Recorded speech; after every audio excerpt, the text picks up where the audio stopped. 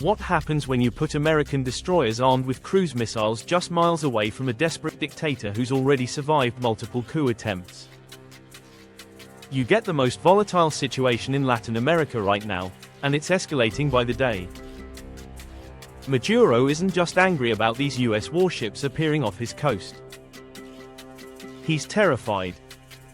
So terrified that he's pulling out every card in his playbook, mobilizing nearly 5 million civilian militiamen, sending his own naval forces on patrol, and making threats that would make even seasoned diplomats nervous. Meanwhile, Trump's administration claims this is all about fighting drugs. But when you deploy the kind of firepower that could level a small country, people start asking questions. Here's what the mainstream media isn't telling you about this standoff. Both sides are trapped in a game where backing down means looking weak, but escalating could trigger something neither country actually wants. And caught in the middle. The Venezuelan people who just want their country back. The escalation represents the most serious military tension between the two nations in recent memory, raising questions about regional stability, international law, and the effectiveness of military pressure in addressing complex political and narcotics-related challenges in the region. The United States has deployed significant naval assets to the waters near Venezuela under the banner of anti-narcotics operations. The United States has deployed 3 Aegis-guided missile destroyers and several other warships to the waters near Venezuela to counter maritime narcotics trafficking. The deployment is more extensive than initially reported. 3 amphibious assault ships, a force that encompasses more than 4,000 sailors and Marines, would be entering the waters off Latin America by next week, according to Pentagon officials.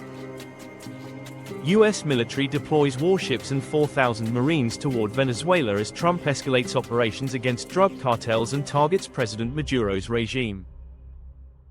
The force includes 3 Aegis-guided missile destroyers, amphibious assault ships with over 4,000 Marines, a submarine component maritime patrol aircraft positioned in Puerto Rico, additional support vessels.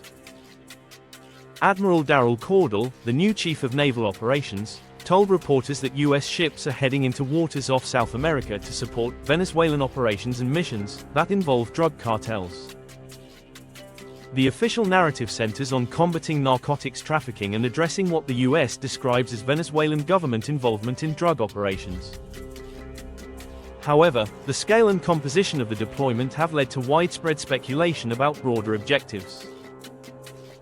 The ominous move signals a growing frustration with the Venezuelan leader over the flow of illicit narcotics, but critics argue the deployment appears designed for more than counter-narcotics operations. President Maduro has responded to the U.S. deployment with unprecedented military mobilization and increasingly defiant rhetoric. Venezuela has responded by sending warships and drones to patrol its coastline and launching a drive to recruit thousands of militia members to bolster its defenses. Caracas has also deployed 15,000 troops to its borders with Colombia to crack down on drug trafficking, and Venezuelan President Nicolás Maduro announced on Monday the deployment of 4.5 million militiamen throughout the country. Maduro has escalated his rhetoric significantly in response to the U.S. deployment. "There's no way they can enter Venezuela," Maduro said, vowing that his country was well prepared to defend its peace, sovereignty. More dramatically, Maduro said that U.S. military action against Venezuela would stain Trump's hands with blood. The Venezuelan president has also threatened more extreme measures, with recent reports indicating Maduro ready to declare republic in arms if U.S. forces attack Venezuela. What's your take on this Caribbean standoff? Do you think military pressure is an effective way to address Venezuela's political crisis? Share your thoughts in the comments below. This naval standoff carries significant implications for regional security, international relations, and the future of U.S.-Venezuela relations. The deployment represents a marked escalation in tensions that could have far-reaching consequences. The military buildup affects the entire Caribbean region, with neighboring countries watching nervously as two nations deploy significant military assets in their vicinity. The presence of thousands of U.S. Marines and Venezuelan militiamen creates a volatile situation that could rapidly escalate. Caribbean nations find themselves in a difficult position, as many maintain diplomatic relations with both countries while depending on regional stability for their tourism-dependent economies and maritime trade routes. The deployment raises complex questions about international maritime law. While the US maintains its ships operate in international waters, the action will undoubtedly fuel more speculation among Venezuelans, their government and its political opposition. Venezuela's territorial waters extend 12 nautical miles from its coast, with an additional 12-mile contiguous zone where it can enforce customs and immigration laws. The US deployment appears to respect these boundaries while maintaining a visible presence that Venezuela views as threatening. The Trump administration frames this deployment as part of broader anti-narcotics efforts, but the scale suggests more complex motivations. Venezuela has become a major transit route for Colombian cocaine heading to North American and European markets, with US officials alleging high-level government involvement in trafficking operations. However, critics argue that military pressure rarely solves drug trafficking problems, which typically require sustained law enforcement cooperation, economic development, and addressing root causes of the narcotics trade. The naval standoff has significant implications for Venezuelan domestic politics and public opinion. Maduro's government has used the external threat to rally nationalist sentiment and justify internal security measures. External military pressure often produces a rally around the flag effect, where citizens support their government in the face of foreign threats, regardless of their views on domestic policies. Maduro has stated that US aggression in the region only strengthens the resolve of his people along with the power of his government. This dynamic complicates opposition efforts to maintain pressure for democratic reform, as criticizing the government during a perceived military crisis can appear unpatriotic. But what about the Venezuelan opposition? While many oppose Maduro's government, they also reject foreign military intervention. The naval deployment potentially undermines opposition arguments for peaceful democratic transition by making the situation appear to require external military solution. The military escalation occurs against a backdrop of continued human rights concerns within Venezuela. Venezuela's President Nicolás Maduro on August 22, 2025, denounced the US military deployment in Caribbean waters as an immoral, criminal, and illegal plan against his country, seeking regime change. The focus on military confrontation may overshadow ongoing concerns about political prisoners, media freedom, and electoral transparency that affect millions of Venezuelans daily. The military standoff has immediate economic implications for both countries and the broader region. Venezuela's already fragile economy faces additional pressure from increased military spending and potential disruption of maritime trade. Venezuela's economy, already devastated by years of mismanagement and sanctions, faces additional strain from the military mobilization. The deployment of 4.5 million militiamen throughout the country requires significant resources that could otherwise address humanitarian needs. The uncertainty created by the standoff also affects foreign investment and economic recovery prospects, as businesses avoid countries perceived as unstable or facing potential military conflict. Caribbean and Latin American nations dependent on maritime trade routes are monitoring the situation carefully. Any disruption to shipping lanes could affect regional commerce and tourism industries that depend on stable transportation networks. The broader implications include potential refugee flows if the situation escalates, putting additional pressure on neighboring countries already hosting millions of Venezuelan migrants. The naval deployment has drawn varied responses from the international community, reflecting broader geopolitical divisions over Venezuela policy. Regional powers have generally called for de-escalation while avoiding taking sides.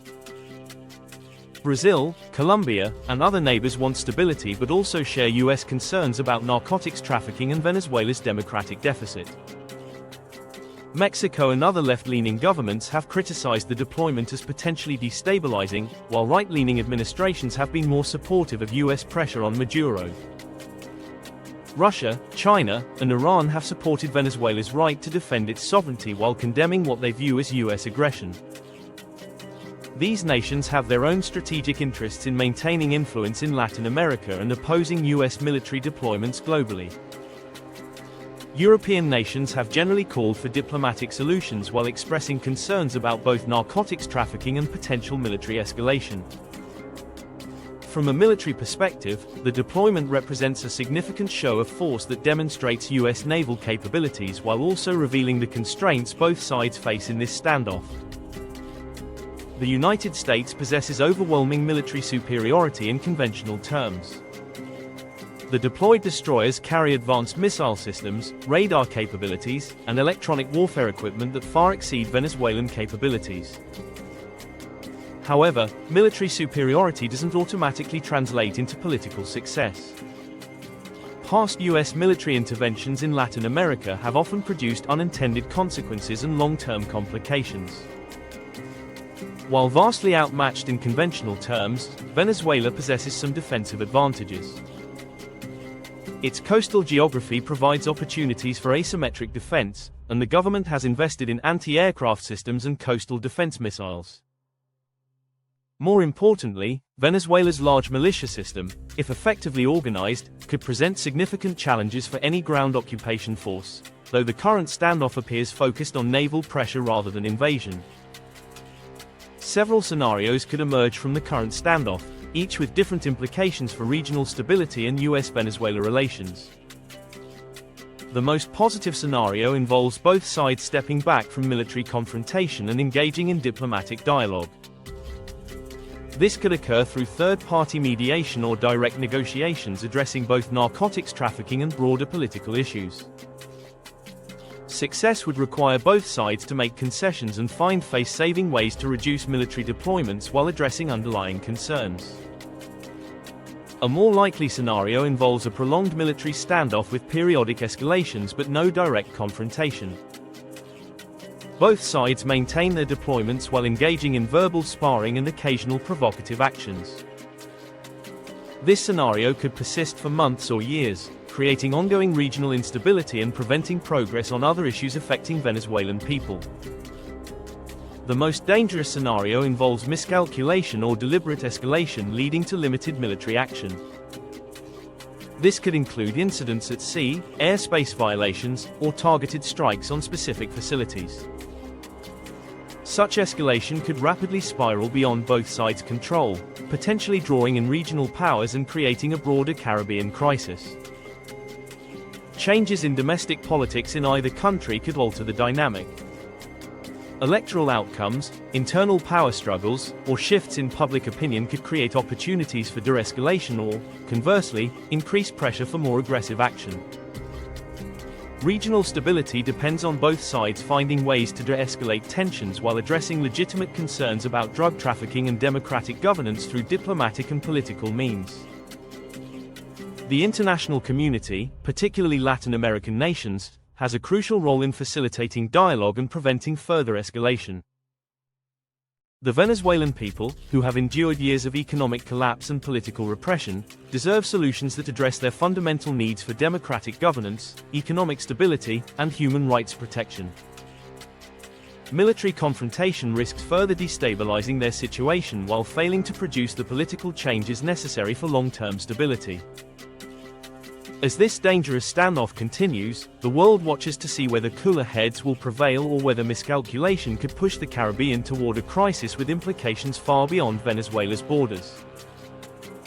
The coming weeks will be crucial in determining whether this military pressure produces the desired political changes or simply adds another layer of complexity to an already intractable crisis.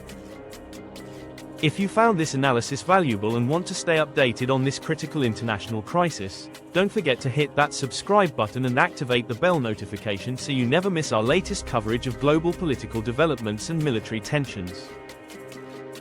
Your engagement helps us continue providing in-depth analysis of the stories that mainstream media often oversimplifies. Thanks for watching, and we'll see you in the next video.